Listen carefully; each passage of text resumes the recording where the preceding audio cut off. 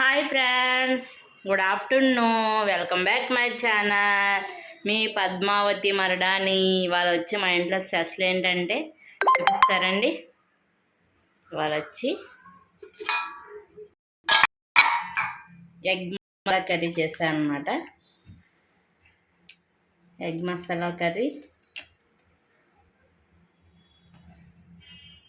ఇంకా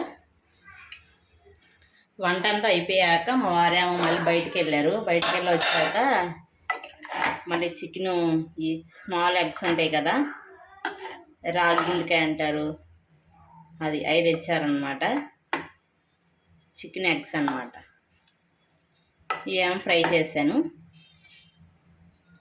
ఇంకా వేడివేడిగా రైస్.